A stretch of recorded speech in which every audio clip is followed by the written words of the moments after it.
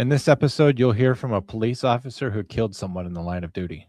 Most police officers go their entire careers without ever having to use lethal force on a suspect. My guest today is the exception. I'm John. I'm an actual 911 dispatcher and I'm a trained hostage negotiator. On the condition of his anonymity, my guest today has agreed to say what it was like to be called to a dangerous scene, spiraling out of control, the attempts that were made to de escalate that situation, and the biggest decision of his life to pull the trigger. And that's only the beginning of the story.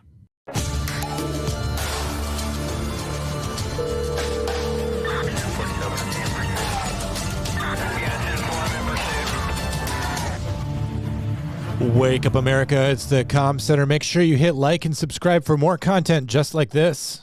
All right, I'm being joined today by a police officer who worked at a larger agency on the West Coast. A couple of years ago, this officer was called to the scene of a critical incident, and he did what most police officers are never asked to do, which means he had to use lethal force against a suspect that resulted in that suspect passing away. For obvious reasons, he's maintaining a little bit of anonymity here, and we're going to respect that. But can you tell me, in your own words, tell me what happened? What was the call for service about? How did it feel going out there? You know, what exactly happened? So it started as your average domestic violence call. It was, somebody called in saying they were hearing a fight, an argument, sounded verbal, maybe physical. And I looked up some history from the address, and there had been a lot of calls there that were basically resolved as what amounts to a domestic violence call, but no crime was committed. So this was an address that was not an unusual one for us to go to. I hadn't personally been there, but this was not an out of the norm call at all. So you're saying like normally it's just verbal disputes there, but there was no prior arrest history? Correct. How did it escalate to the point where force was needed from you? So we got there and we approached the door. It was an apartment complex. We approached the door and everything was quiet when we arrived. Knocked at the door. Nobody came to the door. We looked in and I could see a male figure on the floor, completely naked, which is a little odd. So at that point, we were like, we just need to make sure everybody's okay. So we woke him up by pounding on the door, announcing that we were the police. He went out of our sight and came back into a sight with a rifle in his hands. That's got to be pretty terrifying. I mean, what were you thinking with passing out, being nude, that he's under the influence of something, or? Yep, that was the thought. Whether it be alcohol or drugs, the immediate thought was that he, especially when we were able to rouse him, that he was probably under the influence of alcohol. Was my initial thought. So he didn't come right to the door. He wasn't pointing the rifle at the windows. So we backed away, went down to our cars, and started to get more people there. And really, if he's got a rifle, those have high velocity rounds in it. You're not even necessarily safe at your car, right? Let alone the rest of the neighborhood if he starts just popping off rounds. And he could fire through the dwelling, outside into your car, or into passersby, other people, collateral damage in the neighborhood. And because he's inside his house, you wouldn't necessarily even be able to fire back. Do I understand the tactics of the situation well? Or if I don't, dial it in? No, that is 100% correct. But at the same time, we're not just going to leave the situation because now we've got somebody with a rifle. We don't know where the other part of the domestic dispute is. And so we just wanted to create some space. He came to the door and was yelling out the door at first, but then closed it. I went down. I'm a rifle operator I was for the agency I was working for at the time. And so I got my rifle out. We got to, have our options to be as safe as possible, meet force with force if needed. And he ended up coming out with nothing in his hands at first. So we're trying to talk to him, get him to come down. He was on the second story of the apartment complex. So he was up on above some stairs on like a balcony. And we were just trying to talk to him, trying to get him to come down because we didn't want to work our way up there. He goes right inside the door, and then we're face to face in this situation with a person with a rifle. So we're talking to him for a while. Eventually, he goes back in and comes back out with the rifle in hand. Still wasn't pointing it at the time. We're getting more people into the area. He starts saying all sorts of stuff about, time overseas, things he's done, making threats to us. Turns out in the end, he actually wasn't even a veteran. He went to basic, and while at basic, he got kicked out. As a 911 dispatcher, somebody who would have sent you to the scene, I guess one question that I would have had, is anybody else inside that apartment? Is this a true hostage situation, or is it more of a barricaded subject? So at that point, we're trying to figure that out. We, at some point, the other half of the domestic dispute did come up to us from outside. So she had already exited. Apparently, there were kids in the apartment. She had taken the kids with her. So at this point, we've got, we're trying to figure out if a crime was committed, a domestic violence crime was committed, in which case there are, mandatory arrest statutes. But if not, we still have a person who appears to be very intoxicated, who is waving around a rifle, still, can be a danger to anybody in the area. So we ended up getting somebody there that was trying to talk to him. We had crisis intervention training, so we had somebody specifically talking to him. He was Over a yelling. loudspeaker? It was partially over a loudspeaker at times and partially not. So, okay. Was a phone the other option then that you were using? No. We were just close enough that Okay. you could yell, you could hear, and this guy, I could be talking to the person next to me and thinking that we were saying something that this guy couldn't hear, and he'd repeat back to me what I said. So he was hearing everything just fine, even if I was just talking normal, which actually was quite surprising. By the book, we say that you should never negotiate face to face, but I think that that's just totally unrealistic in a real world situation. You're going to be encountering people, like your situation on a balcony. But we talked sometimes about barriers to communication. You mentioned the physical barrier with him possibly not being able to hear you. But I think there's also a barrier to effective communication when someone's standing up on a balcony and talking to you, because the balcony might kind of become a stage and he realizes he's the center of attention. Did you get any kind of impression that kind of psychology might have been in play? Oh, he definitely knew that everybody was watching him. And, his statements he was making were very, I'm in charge here kind of thing. And the truth is, with a gun and with potential innocent lives to be lost, I mean, we should understand the situation that he really was in charge, wasn't he? Would you say that he was, and that the fact that you have a rifle is that you're attempting to take back control of that situation? Oh, yes, 100%. That's something that I think that the public doesn't understand about a barricaded subject or, an armed standoff, is that the suspect really does have control over that situation. The police can escalate that to take that back, but the hope is that everyone will just calm down, that he'll voluntarily give up his weapon and come into custody so that you guys can talk about things. But the suspect with a gun really is in charge of that situation until that situation changes. So what happened next? So, like you were saying, we were trying to de-escalate the situation. He had a lot of opportunity to actually, put down the gun, to not escalate things further. He went back in the apartment, came outside with the gun in one hand and a knife in the other hand. So now, we're thinking about options. He's got a stairwell right by him, so even if he decides not to use the rifle, he could come down the stairwell and come at us with a knife. We're getting other options there as far as non-lethal force. We had a 40 millimeter, less lethal. But what kind of rounds does that fire? So they're like it's like a Nerf gun on steroids. So it's a sponge round, foam round, but they come out at high velocity. But they're only effective to a certain range. And I even had conversations with the officer next to me about how at the height he was, the distance he was, they if we were to use that on him to try to get him to drop the rifle, one, we couldn't make it there in time to actually affect any change. If he did drop it, he could just pick it right back up because we had to go around cars, up a stairwell.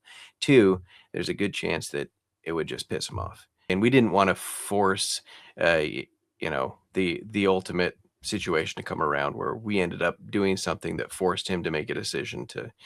The thinking usually is that time is on your side, that the longer it goes on, that someone will calm down if there's something in their system that'll work out of their system, that they'll get tired, that they'll have physical needs that need to be met, whether that's sleep or going to the bathroom or being hungry or thirsty, that those things can kind of actually wear down a person to make them want to disengage with the police and make them more compliant. So yeah, you try not to force that. I take it because he was outside, and although you are letting him just kind of vent and maybe get some things off his chest to help him de-escalate, I take it that chemicals were also not really an option for you.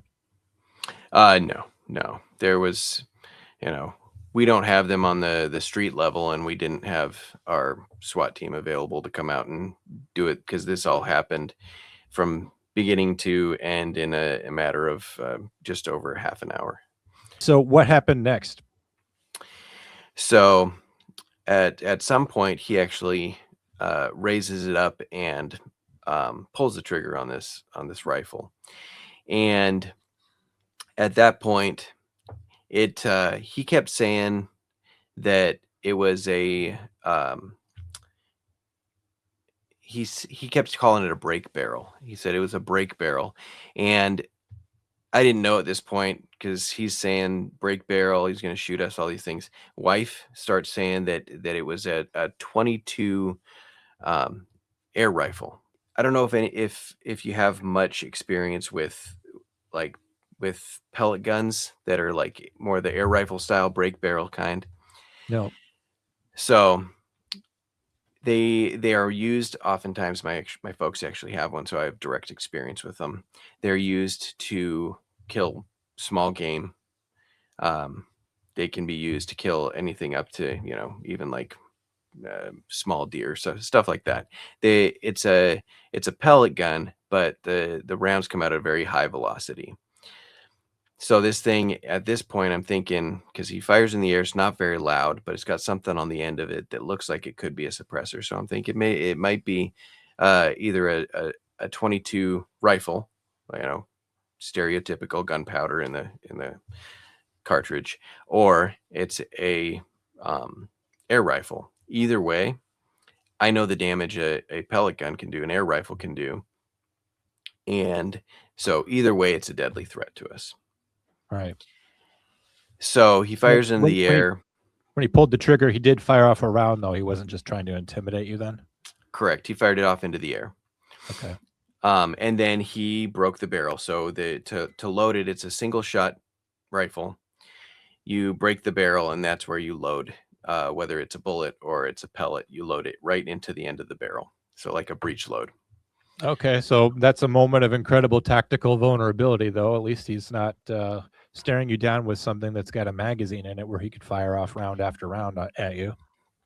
Right. So it gave me a little bit more. As I was watching him, the barrel was in the open position, and as long as he didn't load anything back into it, I know that even if he closes it, there's nothing in there. There's nothing that's going to hurt us.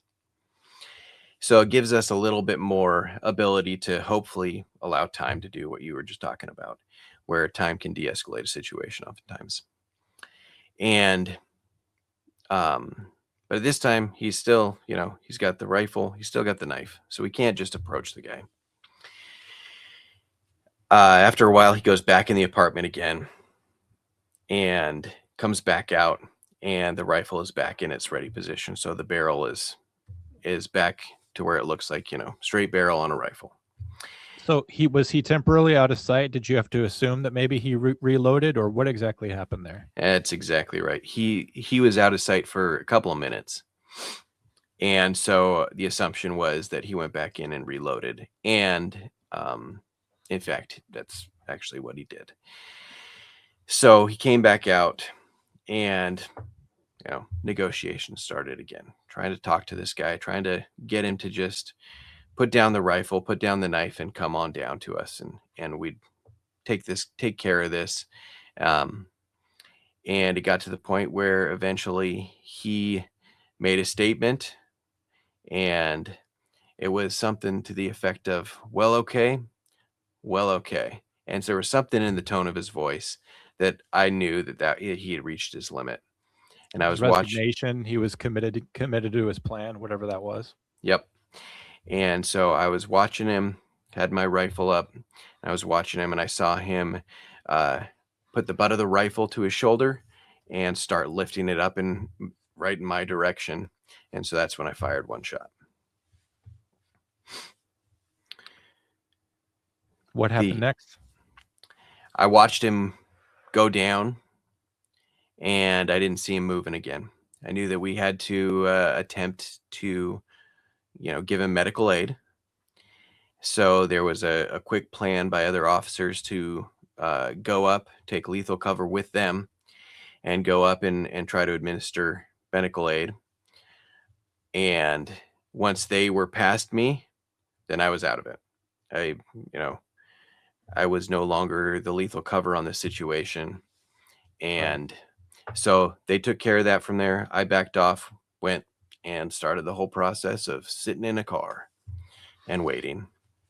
So I'm actually more interested in what happened to you than this guy. I assume that he passed away. He didn't. He did. Yeah. Okay. So that's where probably the news took over, and they would want to tell his story, and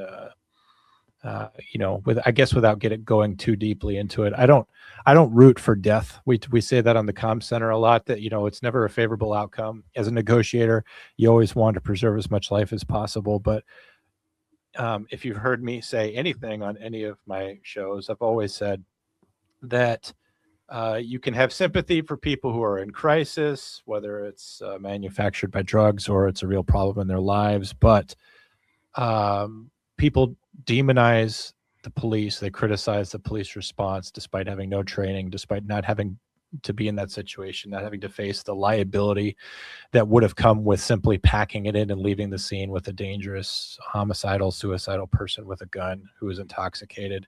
You guys get called to a situation that you don't want to be at. I'm sure that you could have thought of other things that you wanted to be doing that night. Sitting in a car, watching YouTube is kind of what I always go to. So after you were excused from the scene and they're attending to him, I guess just take me through whatever happened to you, whatever people said to you, whatever you thought, what you did with your weapon.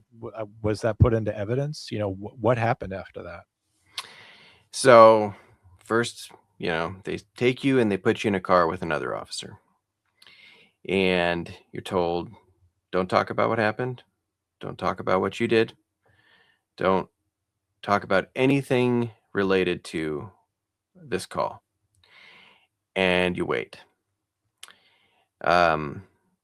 Eventually, all the people that you work with on the regular walking around the car are doing the job of the police, what I normally do. And you sit and you look at them, you watch them as they walk around, and you try to figure out, okay, now what's my place here? I had, my sergeants there that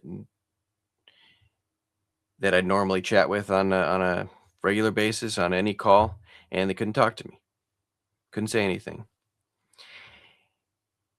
Eventually, they get the lawyer, so I got an attorney for this, and they show up there and they say, all right, take me through what happened. Talk to the lawyer. Okay, so you go through that from beginning to end, as much detail as you can. In the meantime, everybody's showing up. You got the detectives, you got everybody coming out to investigate a officer use of lethal force. And you got the chief showing up, you got the union president showing up, and You're just watching it all unfold around you. And I'm just sitting there talking to my lawyer. So go through that with my lawyer, and when the detectives are ready, we got to go out, and you got to go in there. You're not going to say anything, and they're going to photograph you front and back exactly how you were. Going to take your rifle, and in front of you, they're going to do a round count to make sure that what you said you shot is what you actually shot, and there's no bullets missing and nothing like that. And so they did a round count. I believe they even did a round count of my pistol, even though that wasn't used. The pistol I got back, the rifle they took as evidence, and they send you back to the car until you're ready to go. You walk by the chief, and I'm really sorry this happened to you. Let me know if you need anything, which, all the platitudes. And then after a while, they say, okay, yeah, you're going to go back to the precinct. If you want to ride home, we'll get you a ride home. We'll deal with getting your car later. And sign this form that says that you can't talk to anybody except for your spouse, clergy, your attorney, that kind of thing. And be back here in, I think it was less than 36 hours, and you'll have your interview with IA to start the IA portion of this, to make sure that not only was this legal, but you didn't violate any policies. So I guess I kind of want to go back to that moment in the car. For me, that's so far the most vivid description of anything you've told me about. I mean, we all kind of we've seen the videos of the standoff and the officer taking the shot, but that moment when you're in the back of the car and all of a sudden you're essentially at the scene, you're no longer a police officer. You're seeing people walk around, processing the scene, maintaining the perimeter, talking to each other, making phone calls, doing all the things that they do, and you're sitting in the back and your gun's taken away from you, which is a huge part of being a police officer, is carrying that with you and being photographed. I mean, you had to have felt like a criminal suspect, right? Oh, you totally do. Yeah. What's that like, going from a police officer doing his duty to protect the life and safety of the community, and 30 seconds later, you're in the back of the car like you'd done something awful? Well, thankfully I wasn't like in the back of the car, like in the cage portion. That would be real bad. But it is a weird situation to go from, I'd go to calls like this that ended differently, and I'd run the call, and I'd be, the person out there taking care of everything, and to all of a sudden be like, okay, now you have to sit back and watch as your fate unfolds before you. It's very unnerving to go from, feeling like one of the people that's out there helping to, what's my future going to look like? And like you said, the photographs, the round count, the everything, you just feel like, okay, you're the suspect here. You went from being someone who's normally totally in control of a situation to being all of a sudden sitting in that car being out of control. That must have just felt terrible. Yeah. No, Go ahead. I was just gonna say, not recommended at all. Not fun. Yeah. I know they said that you could only talk to your spouse, you could only talk to clergy, you could only talk to your attorney prior to this investigation or this interview that you were going to have with Internal Affairs. How did it feel? I mean, in some ways, you're prohibited from talking to the other people who work a shift with you, or your fellow, the cops that you're going to go out and have a beer with. You knew that you couldn't talk to them, but did you sense anything, or did you feel anything different? Did you feel like they didn't want to talk to you, or that they did want to talk to you and they couldn't? Like, how did it affect the other officers that knew you well, and what was it like not being able to talk to them? Oh, I definitely knew they wanted to talk to me. But it's a weird thing that all of a sudden, not only are people not talking to you, aside from you okay, it is because they don't want any look of impropriety. They don't want it to look like we're talking. Then you don't only not get, to talk to them. there seems to be this avoiding of even eye contact, which is real weird. It's like the people that after any big call, I'd go and we'd debrief it together. Now all of a sudden, I'm. It looks like it almost feels like in a way that they're avoiding eye contact, kind of like, oh, I'm disappointed in the decision that you made, is kind of what it feels like in the moment. Like shame, yeah. Yeah. That had to be pretty awful. And I can only speak from my experience, which is not really at all the same as yours, but I think maybe there's some similarities there. So you could talk to your clergy, you could talk to your wife, you could talk to an attorney. I guess that's something you need to do. But when you go through something like this, the number one people you want to talk to are the people who understand your job the most, which are these cops who are now avoiding you and giving you sideways glances, looking away from you when you're in the hallway. That must have really taken away a lot of the support that you probably needed at a critical moment in your life. Yeah, it definitely does. And the sideways glances wasn't everybody, and it didn't last forever. But at that very moment, when it's one of the biggest kind of pivotal moments in my life, as far as a big decision that I made that could have everlasting effects on my life, my family, everything. Um, it was like having the rug pulled out from under you. You don't even know how to react to any of it. Yeah. Did it feel generally like people had your back? Did you feel like there was support there? You mentioned earlier the chief was there with some platitudes. Did you really feel, when it comes to your department, did you feel alone, or did you feel like they had your support, or did you feel like they were waiting to make up their mind? Like they're going to have your back, pending the outcome of the IA investigation. How did that feel? From the people that were directly around me, the people that I worked every day, I knew that I'd have their support. The Anybody above that, I didn't know. You get the platitudes from the chief, but you know that the chief's gonna do what is best to make the agency look good. And Yeah. yeah, and so these platitudes, it was almost like I almost felt like, okay, if that's all I'm getting, I would have rather talked to my coworkers, direct coworkers, than even see anybody above sergeant rank. Yeah. I was actually going to ask you what the cutoff for you was when people stop being police officers and start being administrators. I always said lieutenant, and I remember telling a captain once, he confronted me once about why I did not apply for lieutenant, and I think that moment kind of sealed my fate. But it's interesting that I think that's common, that the sergeant's the one who's on your shift with you and making decisions with you, and the lieutenant's the one you have to talk to the next day. How did it feel to be under prolonged scrutiny from IA? What was that investigation like? Did they treat you fairly? Did you feel like they treated you with more scrutiny than a typical suspect, or what did it feel like to be under investigation by IA? So you go in for your initial interview, and it lasted a couple hours. You go in, answer a few questions, then you get to watch your body cam footage, because I hadn't watched that yet. And then you go back in, and after you've watched your body cam footage, they go through the rest of the interview. It's a couple hours long. I felt like that day went okay, but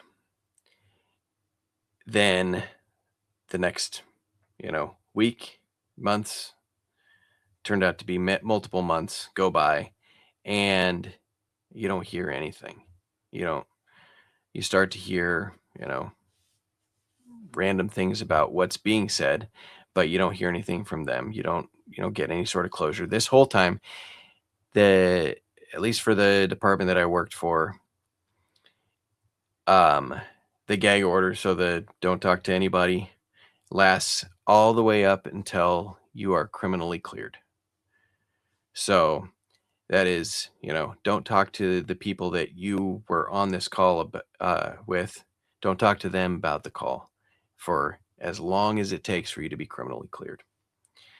which in my case ended up being 9 months. Don't you think that's kind of a long time? We recently covered a case on CommCenter where there was an active shooter in downtown Austin. Police officers responded to the scene within 30 seconds. They had to take the same action that you did, where they pointed a pistol, squeezed the trigger, and knocked him down. And it seemed like at the press conference the next day, the DA in Austin was saying these guys are heroes. They did exactly the right thing. When you see that happening in Austin, how does that make you feel when you had to suffer 9 months to essentially reach the same conclusion that you were heroic and that you did the right thing? Pretty terrible. And especially when partway through that 9 months, you start hearing that I may have to go in for another IA interview, which I didn't, thankfully, but because the chief's office is thinking, well, this person wasn't the only person on scene with a rifle, but they're the only one that actually took a shot. So they must have done something wrong and made a mistake. When you start to hear that, then it doesn't feel good. It doesn't give you any hope for a good outcome, even if you're criminally cleared. That now they're all of a sudden, the chief's office is like, oh well, he's the only person that did this, even though other people had the option. So maybe this is on the officer. Yeah, which means they would fire you. You'd be open up to all kinds of lawsuits, and your life is still going to be hell for years, even if charges never come, criminal charges. Right, exactly. That's awful, and I don't want to skate past that because 9 months is a long time to wake up every day with a knot in your stomach and a lot of nights not being able to fall asleep and wondering what your future is going to be. Because I think that would be hard for a single guy, but I mean, you're a family man, and they're all going through that with you. I'll ask you about your family in a minute.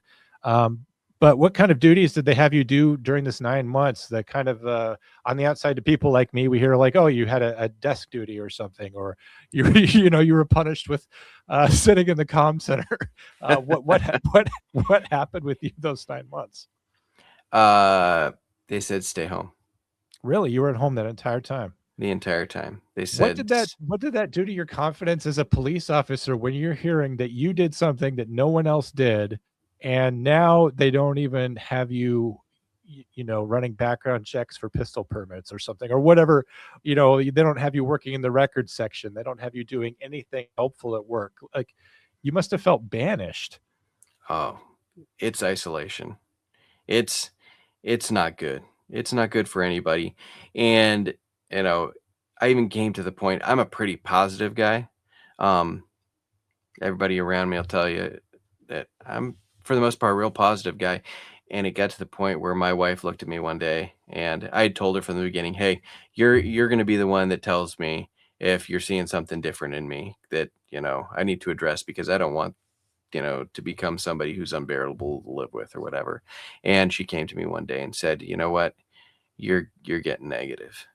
Wow. And that hit me pretty good. So I immediately got on my phone and I texted my therapist, and I'm like, hey, I need to come in. I need help. Yeah. That's something that's really changed a lot in the last 30 years of policing. I'm sure that Drew could tell you that the idea of a police officer speaking openly about talking to a therapist is pretty unusual, but I guess I commend you for that. I was going to ask you, what you were doing for your mental health. A typical answer from a cop would be, well, I'm working out every day, and I guess doing the things that I like to do, whatever those things are. But I guess I'm glad that you got that help, and I'm just sorry that that you were cut off from everything. We talked to a dispatcher once on the comm center who admitted to the sheriff that she was having some problems with suicidal ideation. He immediately fired her right on the spot. And so, like, dispatchers, just like police officers, and this can be seen as a good thing or a bad thing, but we gather a lot of identity from what we do. We get a lot of our focus and a lot of our guiding principles, our guiding force, our reason to get up in the day is to make a difference in in the world with what we do. And we're often defined by that because, we have struggles that no one else gets. Police officers certainly go through things that no one else can understand. And dispatchers, we go through things that no one else can understand either. What binds us together, obviously, is our mutual hatred of firefighters. Absolutely. But But when that's cut out from underneath you, you lost your sense of control at the scene. You lose your sense of identity when you're being photographed and you have your firearm taken, and now you have nothing to do but face all those empty hours of wondering what's going to happen to you. I just really wanted to really, I guess, not dismiss those terrible 9 months where you had to wonder what was happening, what was going on in the media at the time. I'm sure an officer-involved shooting at least made the 11 o'clock news, but was it a high-profile case? Is it something that went on for a long time? Were there calls for justice for the man that you shot, or was it kind of one of these more quiet things, or what happened? No, mine was quiet. It was, one press release after it happened, and then one press release when they released the body cam footage, and that was it. That was it. The For how much scrutiny I felt like I was getting, it was a flash in the pan as far as the media was concerned.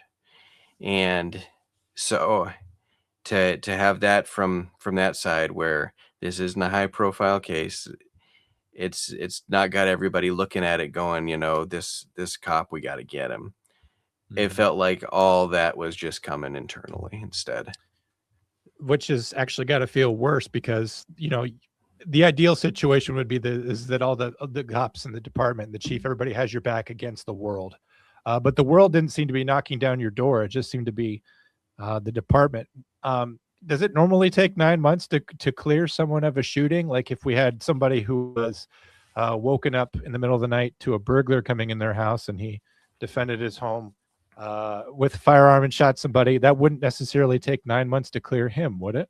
No, absolutely not.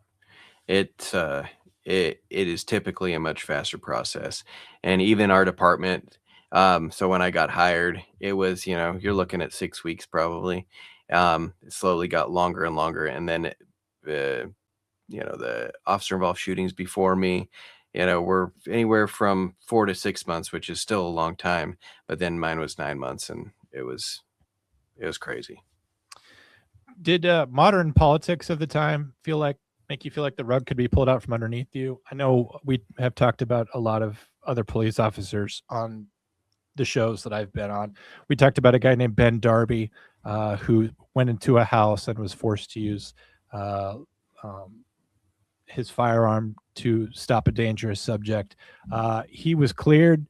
There were no charges pressed, and then the DA changed over in Alabama, and then he was subsequently arrested in order to make that DA look good. There was a guy named Matthew Mistretta in Michigan where he performed a felony stop on someone that was leaving the scene of a homicide, and they got him jammed up on fake excessive force charges, even though he was one officer by himself taking down two guys and looking like an utter badass while it was happening. Did you feel like maybe the cards were stacked against you, and it didn't matter if you did everything right, that the politics of the time were going to prevail, and it didn't matter what the case law was, and it didn't matter what the precedents were, and it didn't matter what policy was, that some kind of pressure to politics was going to make you a sacrificial lamb?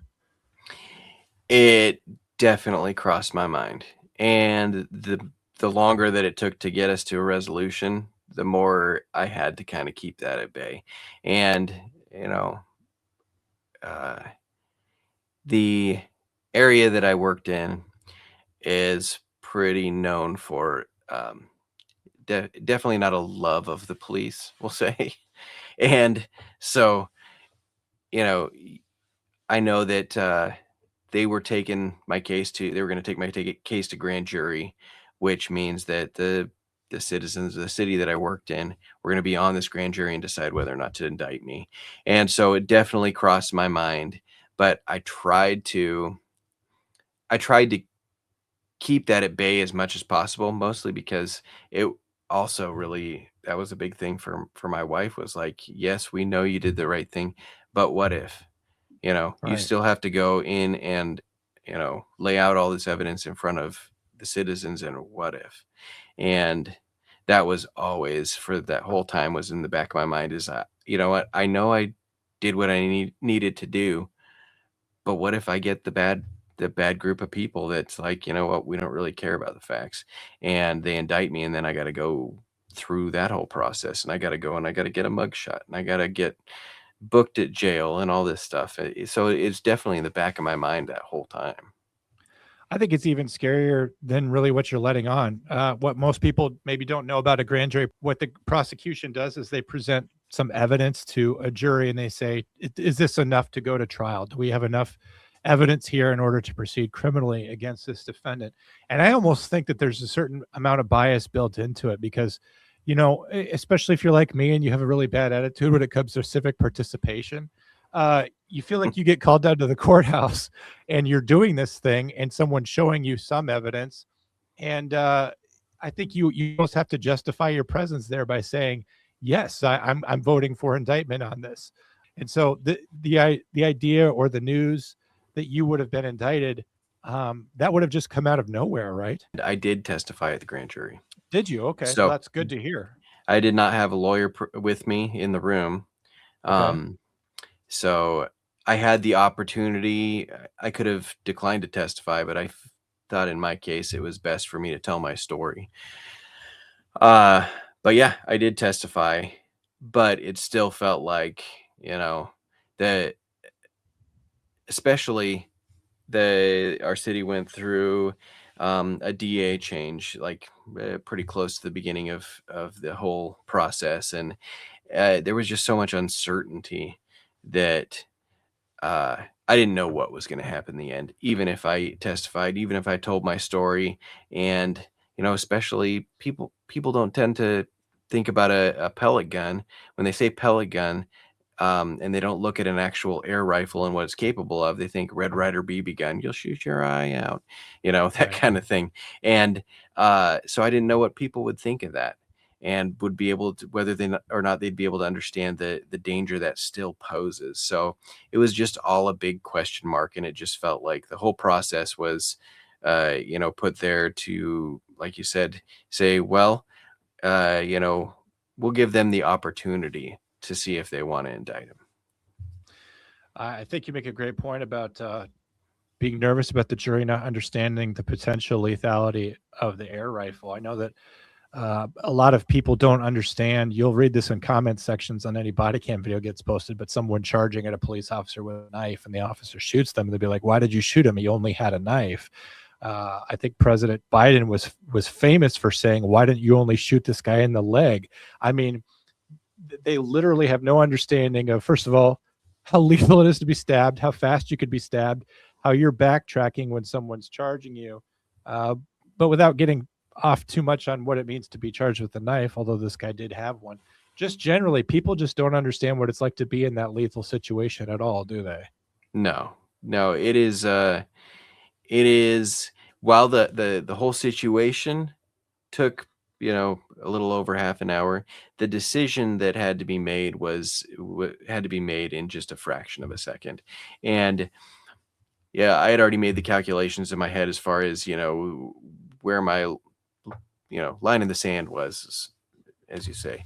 But the actual decision was an instantaneous decision that you had to make, and you got to live with that. And I don't think people understand at all what it is to not only have to make the right decision, but to, on a daily basis, to have to make that right decision at every call you go to, uh, every, 20 times a day that you go to a call, and you got to make that right decision. And this was the actual, big decision, and ooh, you better make it right this time. And at this time, everything's on the line. That moment when you're looking down your sights, your optic at the suspect, you decided what the line in the sand is, and you decided what it's going to take for you to squeeze that trigger and end the danger of the situation. Was that the most critical moment for you, or was that just the first of many? Did you have more, uh, I guess, most critical moments in the 9 months that happened after that, between then when you were cleared? What was the worst part for you? The moment of decision, or was it sometime when you were reflecting back on it?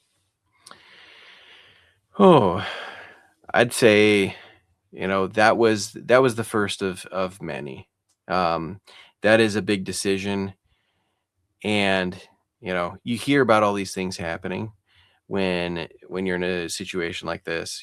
They talk about time dilation and whatnot, and I'd fired my rifle multiple times, tons of times, at the range and whatnot. Never once had I noticed the puff of smoke coming out at the end and the brass ejecting and flying through the air. I could see Wow. that. I could see that, clear as day after it happened. It just happened so slowly. So that was the first big moment. Um, and then I guess the next one was going home and trying to sleep, trying to turn off your brain and trying to get some sleep between that event and when you got to go in and talk to IA. That I'd say that IA was the next moment. What am I going to face when I go in here and talk to IA? And then it just, from then on, it was just trying to keep yourself in a more positive light for what ended up being 9 months. As you're going every day, you're going, well, will I hear anything today? What does it mean that this is taking so long? What is going on behind the scenes that I don't know? Am I going to get blindsided with something? So it wasn't like from then on, it wasn't like a specific moment that I could point to, but it was just ongoing, being in the dark and not knowing anything. That was the hard thing. With the chief or the gossip or whatever it is you heard about how you were the only one that took a shot, you were the only one that saw something, you were the only one that made this decision. 9 months is a long time, especially when you have nothing to do other than think about it. Did you ever have a moment where you doubted yourself? Did you ever have a moment where you weren't sure if this was the right thing, or did you stay pretty convicted in knowing that you did the right thing the entire time? No, I knew. I knew from the pull of the trigger, and I never doubted whether or not I made the right decision. It wasn't a decision that, people have this idea that cops go out there and we want this situation to come up. We want to be the person that goes out there and takes that shot. But that's really not the case. You know, I knew I did the right thing. I don't regret what I did. I regret that it had to happen. And I wish that it didn't have to happen.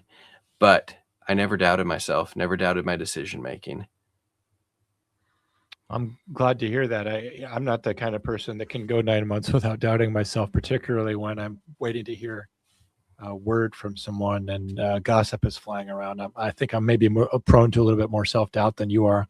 You mentioned that your wife told you at one point that you were getting negative, maybe a little bit difficult to live with. Doesn't help that you're at home all the time. They never get a break from you.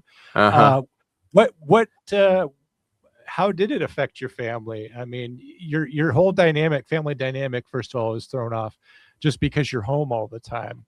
Everyone's got a routine, and now you're a part of that, and just being always there, never getting a break. But then for 9 months, things are out of your control, and you're kind of spiraling to a negative space. How did it affect them? I think that's something that no one ever talks about. What was it like for Derek Chauvin's mom? Well, nobody cares enough to ask Derek Chauvin's mom, but I want to know, how did this affect all of your family? Yeah, that's very true that nobody really talks about that. And, for the first bit, I think they all enjoyed having me home. I mean, I was home more than normal, and that was good. Um, but I think that, like I said, my wife started to really worry as it took longer and longer that, what if we go back and then they decide to indict you? So the longer it takes, the more that they worry too. And that was the big one with my wife, was like, yeah, we know you did the right thing, but what if? And to have to live with that for so long was something really weighed on her. Um, my kids seem to do okay for the most part. They had to get used to dad being around constantly, which I can be good and can be bad. But well, I am kind of, you know, stuck on my own property. Well, even they're off at school and I'm by myself and my wife is working, and I'm wondering what to do with myself. And then I'm getting into this negative headspace. I'm sure for a while I wasn't, super fun to deal with. Wasn't real fun to have around.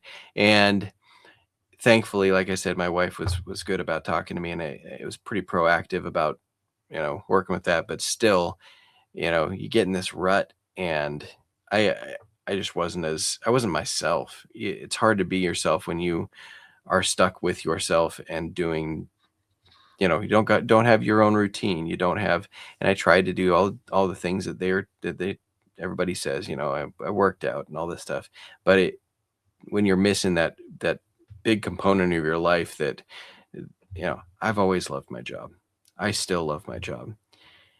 And that gets pulled out from under you. It is hard to keep positive for so long. And, you know, I know it, my wife doesn't normally bring stuff like that up. And so I know that it was obvious to her that something was off with me. So it definitely affected her. And then, my kids were probably like, all right, Dad, when are you going back to work? we, we, we like having you home, but we also like, when you're more positive. So, that's something that, they never really brought up, but I'm sure it weighed on them as well. I guess I don't really want you to speak on this because I feel like it's too personal, but I think there's a big myth that when people are going through stressful times like this, the family comes together, the family rallies around, the family supports you. And although that can be true, the truth is that tough times like this, I think back in my own life, deaths in the family, stress actually can bring out the worst in people sometimes. And police officers tend to get divorced. They tend to have very tough time managing work life and family life. And you were, even though you were not at work, you were having to manage both. So I think that that's something else that you had to bear for 9 months, was just taking care of your family in the way that you had to do it and keeping everything together. And I'm not someone that can be positive for a full 8 hours. I could go to work and I could feel positive going in there, like, let's do the Lord's work. And then, by the time I take a 911 call because someone wants to know if they should inform the FBI if they've been asked to join a gang, I'm out. I'm not feeling positive anymore. When someone dials 911 because horses don't have shade, I'm officially not feeling. I might not be feeling the most negative, but I'm not feeling positive anymore. But if you don't mind sharing, you mentioned therapy. You mentioned that you were getting some support from your family. But what was it that you would say that got you through it? If there was any one thing that did it, you mentioned that you did exercise and some things that helped you. But what was your main source of support, or what brought you back from the worst part? My family was huge. I mean, uh, I can't even. They were so supportive. They Anything I needed, they were huge. So I'd say they're the biggest thing. But if you're looking for something outside of family, I like I said, I went and I spoke to a therapist, and big thing for me was I was in a rut and I needed to get out of that rut. So I needed to go do things, which, you know, when you are the personality that typically does this job, uh, you don't tend to reach out to people as much as we probably could. And while I had some coworkers, some friends who would call me up and say, "Hey, let's get together," and that was great, and it happened more at the beginning. Um, I can't expect people to, be doing that for 9 months on end. They've got lives too. So it became more about me getting out of my routine, whether that be going and just going out, go on a hike, or go on, whatever it may be, something to get me out of the house. Because being in the house, we've got a little bit of property. There's always stuff to do, but you just get in your own head for that long. So the big thing, especially after I talked to the therapist, was he was like, "What are you doing for yourself? What are you doing that is intentional and outside of your rut?" And that was a big thing for me. And that is something that I think that, you know, departments can do better, is they leave you out there. And I know there are a lot of organizations that do things for cops who have gone through stuff like this, whether they be, go to this cabin and with this group of people and do this, or go out fly fishing, or go whatever. There's a lot of organizations that do that, but I am not, and I know most other cops that I know of are not the ones that go, that are the ones to reach out and say, hey, uh, I know you do this. How about you do it for me? It just feels weird. You don't want to And feel like a charity case. Yeah. right, right. So, and I even tried to, I talked to, after I went back, I talked to, the EAP people, and they were like, what could we have done better? And I told them, I said, these places are out there, build relationships with them. And when you have people go through this, bring it to the people and say, hey, we've got this and it's all set up, and we would like to send you to this, because I am not going to be the one that goes out and says, hey, I know you do this. Uh, I want to be taken care of. And so I think that would be, a huge thing that departments could even do just to support their people. I don't know about you, but if I was at home all the time, I would feel like I was on house arrest. I would feel like I was being punished. Oh yeah. Um, Even without the monitor around your ankle, just being home all the time would feel punishment, and especially the decompression. You're going out there, and I know it's just your bread and butter to be a police officer, but there is some exciting stuff. I mean, some certain shifts you go to work, and especially when you're feeling amped up. It's not that you want anything bad to happen, that you're ready for it. And that takes a certain psychological state of mind to be prepared to get into a gunfight, get into a chase, or whatever's going to happen to you. And then just to have all the responsibility taken off of your plate, and for me, it would feel the same thing as if I was already sentenced, even though it was in the comfort of my own home. Um, Yep. I feel weirdly about employee assistance programs just because those are typically a function of your job and something you get referred to by HR. And like most people, I'm very anti-HR. I feel like HR is usually just trying to have enough papers on you that if they ever want to get rid of you, that they have enough legitimate reason to do it. So I Yep. guess I encourage you that if you're a police officer, a dispatcher, a firefighter, even, I guess, but to take your mental health into your own hands. You don't have to rely on the employee assistance program. Most of those places are only going to give you a limited number of sessions anyway, which is going to give you enough time to unpack the fact that there's really something wrong, and then you don't Yeah. get to really fully address it. So I guess I commend you for that. Something that gets me through my bad times is my faith. I try to remember that everything bad that's going on in the world already has a positive outcome that's been assured. And it can be difficult sometimes to relate your problems and the things that you're going through and the things that you're feeling to towards the ultimate uh, second coming of Christ, and the fact that everything's going to be restored. And it can be hard to have your attitude changed by that faith. But I guess that's something that's worked for me when it comes to dealing with Yeah. times of stress. What would you say to anybody who's going through that same thing? There's somebody out there right now who's going through their 9 months of exile from the police department, maybe doubting themselves, maybe going through a hard time. If there's some chance that they hear this, what would you tell them?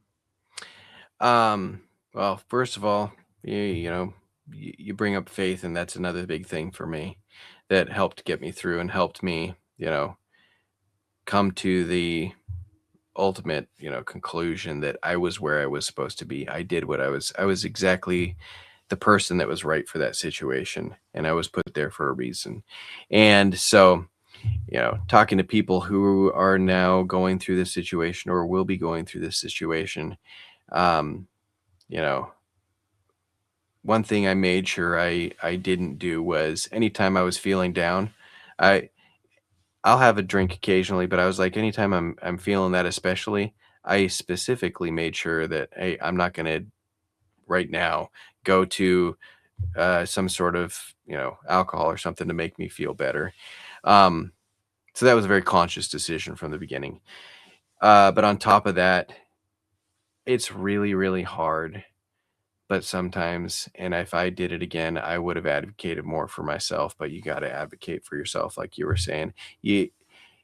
There are all these things that are put in place by departments to say, hey, we're taking care of our people, but they fail. They and they are very imperfect, and so you got to advocate for yourself and have a good group of people around you that will support you in that advocating. The be open with your family. One thing, like I said, when I told my wife from the beginning, I said, you got to be my barometer. You got to tell me if something is off. And she did, and I listened. And so instead of continuing that spiral, I was able to attack it head on.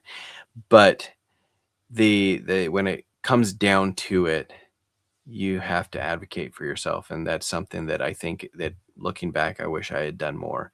There, like I said, these organizations that would have, been very great about saying, "Hey, we know you're going through this," uh, and I would have had to come to them, but they would have, with open arms, welcomed me in. And if I had to do it again, I would, utilize those programs. There's no shame in saying, "Hey, you know what? I I could use a little help in this time. I could use a little help to get me out of this." And there is no shame in that. You don't have to feel like, you know, you're a charity case. That's what they're there for. And I wish that I had taken better advantage of that. But when it truly comes down to it, the core people around you and yourself, you got to advocate for yourself. But also, you mentioned faith. I mentioned faith. There is something about, having that to fall back on, to know that there is this, uh, no matter what decision we've made, no matter what decision is made around us, you know, we have this loving creator who's ultimately got everything in his hands. And no matter what happens, you know, the our ultimate fate is decided, Yeah. and there's something of a real comfort in that. So if you're not a person of faith, explore that. I think Yeah. it's a really good thing to push into. Something that comes up in therapy is about, for me, is that, being a dispatcher and being a police officer, we're called to serve, we're called to wash people's feet. But we have this thing where we don't want to be on the receiving end of help. We're helpers, we help people, but we never really want that for ourselves. I don't know if that's a psychological thing, if it's an image thing that we view ourselves as people who help others, and so we kind of preclude ourselves from receiving help, whether it's from these programs or feeling like a charity case when our friends are trying to help get us through, kind of through something that you went through. It's almost like we feel like we don't deserve that.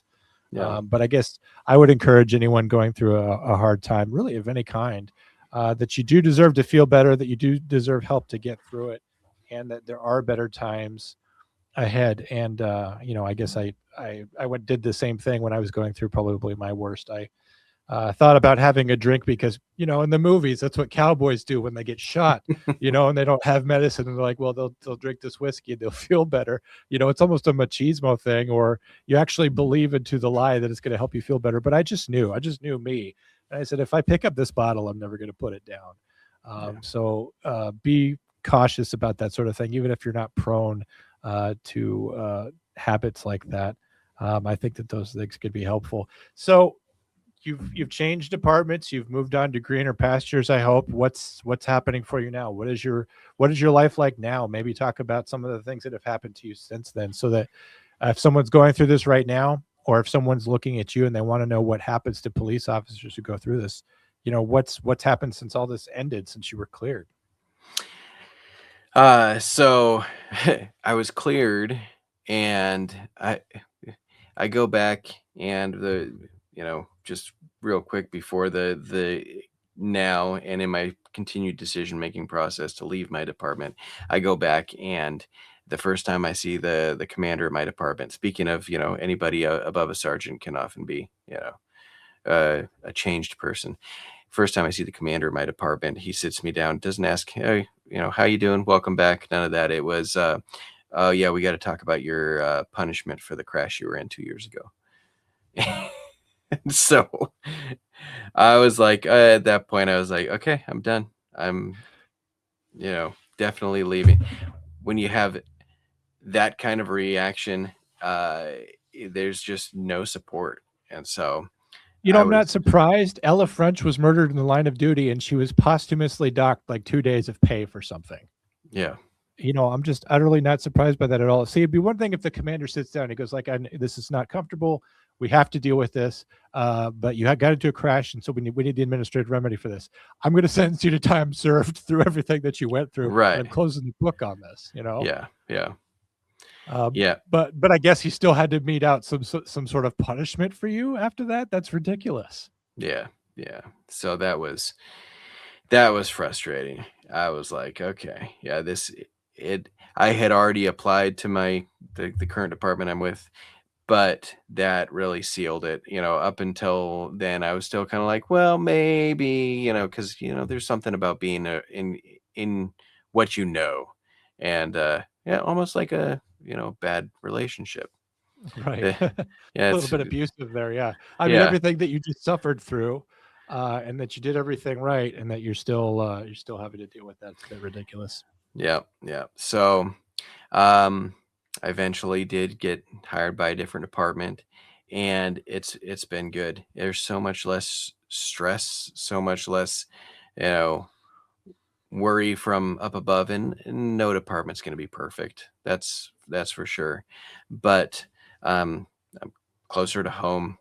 I'm working with people who seem to really, actually be more positive on the daily, as opposed to the old department I was working at where it just seemed like morale was dropping and ever falling, uh, into the abyss is what it seemed like. And so, new department, get to start over, and already know the job, so that's been nice, and they've treated me like they can tell I know the job, which has been good. But it's just been overall a positive thing for my family, for you know even going back to my old apartment after I was cleared.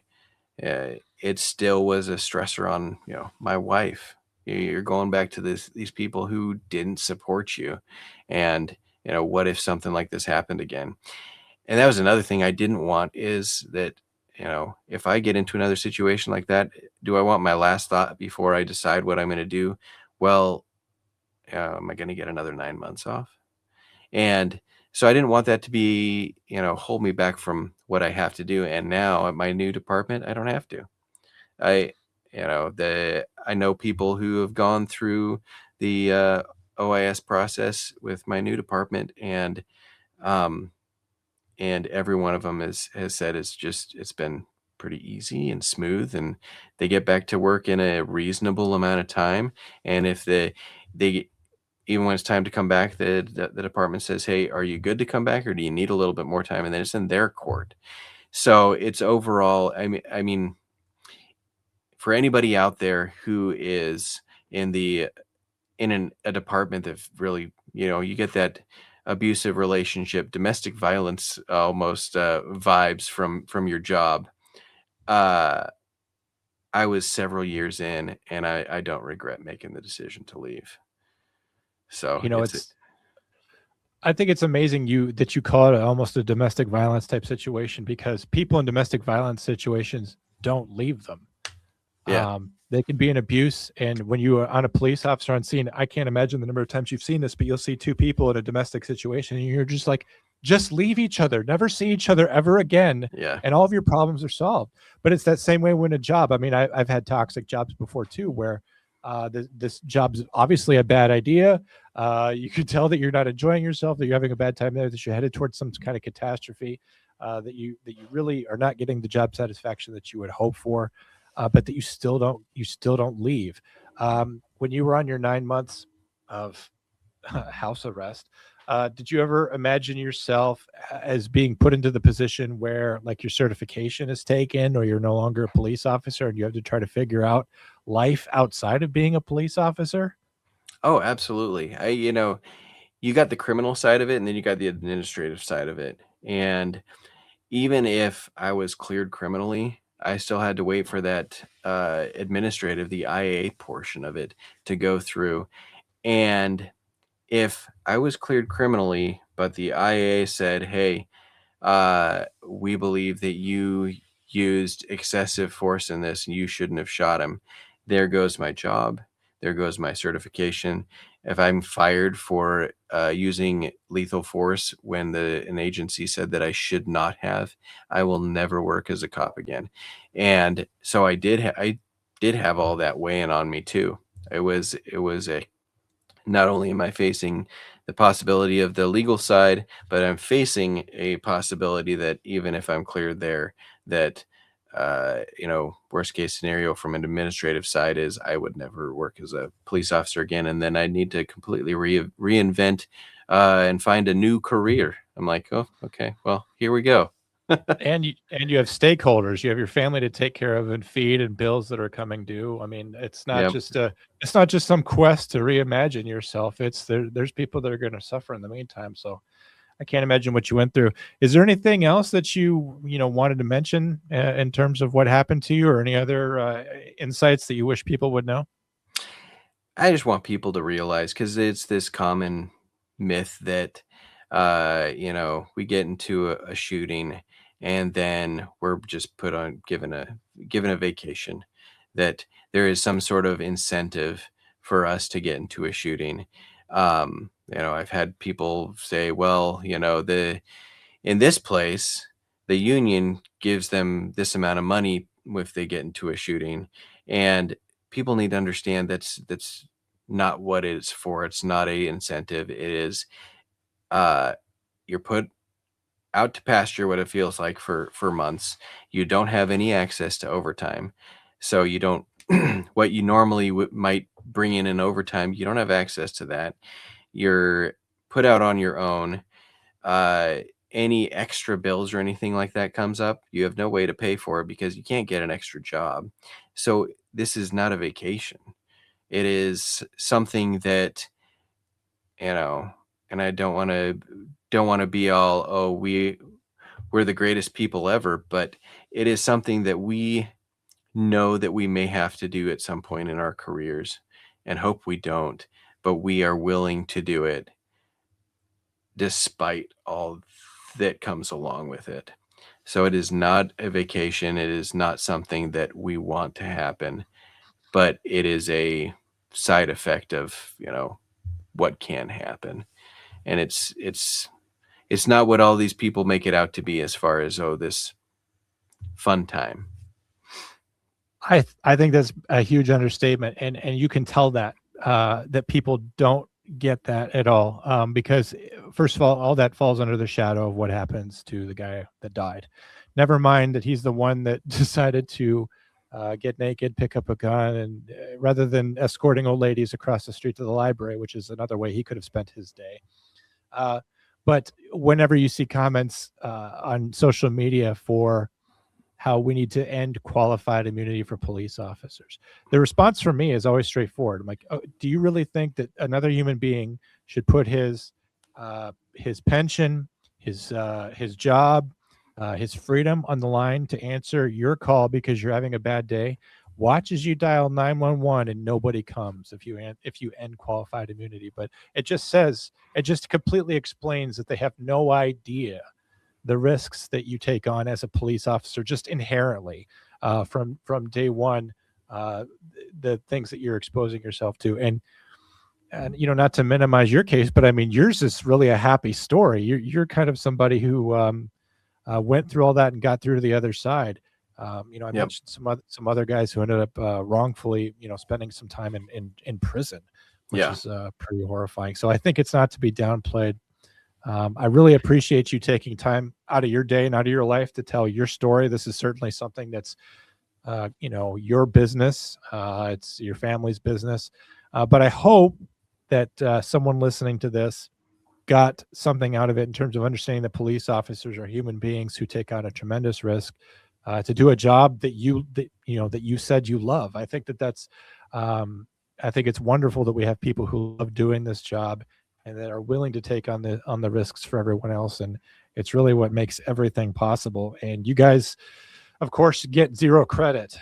So thank you for the work that you did. Thank you for keeping people safe that night when you had to take that guy's life. And I appreciate everything that you did to get through it. And I appreciate that you're still a police officer. Me, I would have figured out something else to do. I guess I'm just not that vested. So I appreciate that you got that strength of character. Thanks so much for joining me. I really appreciate it. Yeah, thank you. I appreciate the opportunity to come on and talk. If you watched all the way to the end, I want to say thank you for watching this special episode of the Comm Center. Make sure you hit like and subscribe. And most importantly, leave a comment in the comments section below. I'll respond to those comments. And consider becoming a member and checking out our back catalog so that you can see even more great content just like this. 911 emergency, police or paramedics. He's going westbound on foot. Westbound on foot.